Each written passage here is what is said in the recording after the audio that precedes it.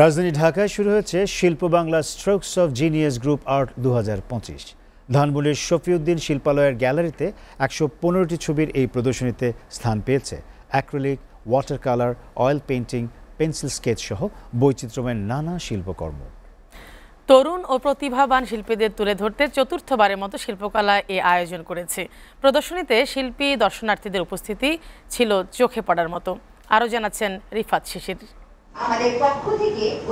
তরুণ ও প্রতিভাবান শিল্পীদের তুলে ধরতে চতুর্থবারের মতো শিল্প বাংলার আয়োজনে ধানমন্ডির শফিউদ্দিন শিল্পালয়ে আয়োজন করা হয় চিত্র প্রদর্শনীর। উদ্বোধনী অনুষ্ঠানে গুণীজনদের উপস্থিতিতে অনুপ্রেরণার পাশাপাশি সেরা 10 জনকে দেয়া হয় সম্মাননা।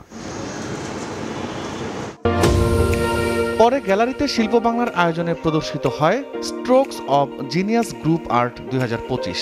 Oil painting, acrylic, water colour সহ বৈচিত্র্যময় কারুকাজের নানা চিত্রকর্মে গ্যালারি হয়ে ওঠে যেন এক শিল্পনগরী। এখানে জামদানি ডিজাইন আছে, তারপর হচ্ছে স্টিচ আর রিক্সা পেইন্টিং, যেগুলো আমাদের সবসময় সচরাচর আশেপাশে দেখা যায়। মা সন্তানকে কিভাবে যে লালন পালন করে সেটাই এখানে বোঝানো হয়েছে, কতটা কষ্ট করে আমাদের জন্য মা। খুব সুন্দর একটা অনুষ্ঠান করা হয়েছে। এটা এক প্রকার আমাদের মতো আর্টিস্ট যারা, তার জন্য একটা স্বপ্ন, তো বলা চলে স্বপ্নের বাস্তবায়ন। কোথাও না কোথাও একটা অনুপ্রেরণা কাজ করে, আবার আসার চেষ্টা করব নতুন কিছু একটা এঁকে। অসংখ্য ছবি থেকে বাছাই করা ১১৫টি ছবির মধ্যে স্থান করে নেয় শিল্পী ফরিদা ইয়াসমিন পারভিনের একটি অনবদ্য চিত্রকর্ম। পাহাড়ের পাদদেশে একটি নিঃসঙ্গ কাকের আপন গতিতে হেঁটে যাওয়ার চিত্রটি তুলে ধরা হয়েছে মনোরম এই ছবিটিতে। প্রদর্শনী ঘুরে শিল্প বাংলার চমৎকার এই আয়োজনের মূল্যায়ন তুলে ধরেন গুণীজনরা। এরকম আয়োজন যদি অন্যরাও করে তাহলে আমার মনে হয় যে আরও বেশি সংখ্যক গ্যালারির প্রয়োজন হবে এবং বেশি সংখ্যক শিল্পীকে আমরা সম্পৃক্ত করতে পারবো। তাতে করে যেটা হবে যে আমাদের শিল্পের চর্চা সেটা ব্যাপকত্ব বৃদ্ধি পাবে। মানে প্রাতিষ্ঠানিকভাবে শিক্ষা নিয়েই সে ভালো শিল্পী হবে, এটা সব ক্ষেত্রে বোধহয় প্রযোজ্য না। পৃথিবীর বহু শিল্পী আছে যারা কোনো প্রাতিষ্ঠানিক শিক্ষা নাই, কিন্তু তারা একটা ইজমের ফাদার।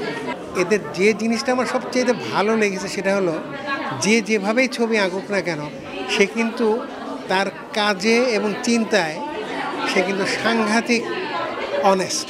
প্রদর্শনীর আয়োজক জানান, প্রতিভাবানদের শিল্পগুণ তুলে ধরতে সবসময় পাশে থাকবে শিল্প বাংলা। আমরা মূলত নবীন শিল্পীদের নিয়ে কাজ করছি আর কি, বেশিরভাগ নবীন শিল্পীদেরকে প্রায়োরিটি দিচ্ছি।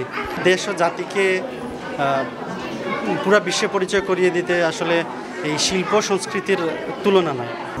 রিফাত শিশির, এসএ টিভি, ঢাকা।